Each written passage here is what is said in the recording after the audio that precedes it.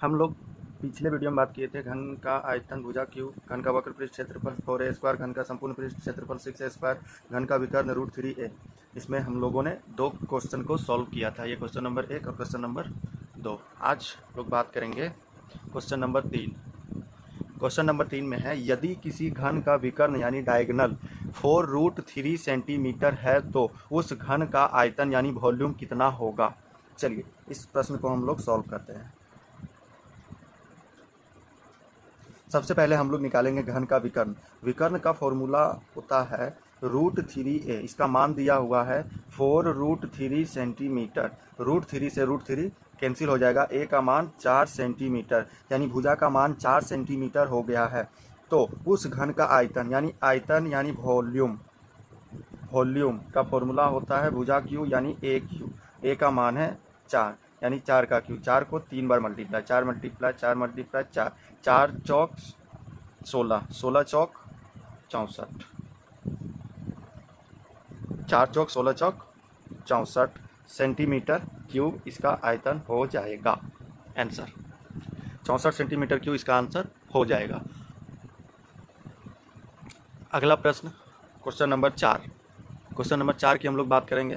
तो question number 4 में है, यदि एक घन की प्रत्येक भुजा को 50% बढ़ा दिया जाए तो उसके सतह के क्षेत्रफल में कितने प्रतिशत की वृद्धि होगी।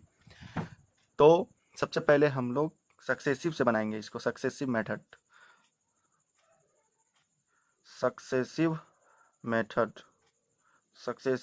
में सबसे पहले हम लोग फॉर्मूला होता है x + y + x × y बटे 100, यानी कि 50% बढ़ा दिया जाए, यानी 150 + 150 मल्टीप्लाई 150 बटे 100।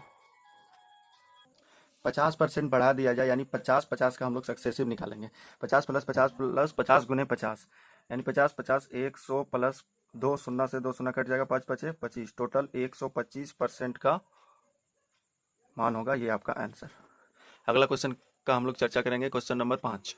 एक घनाकार बक्से का आयतन 2744 सेंटीमीटर क्यूब है, तो इसकी भुजा की लंबाई ज्ञात कीजिए। यानी इसमें बोला जा रहा है कि घन का आयतन, तो आयतन का फॉर्मूला होता है भुजा क्यू यानी a³ बराबर क्यूब मान दिया हुआ है 2744 सेंटीमीटर क्यूब, तो a का मान हो जाएगा √2744, तो a का मान हो जाएगा 14, यानी भुजा की लंबाई 14 सेंटीमीटर आंसर।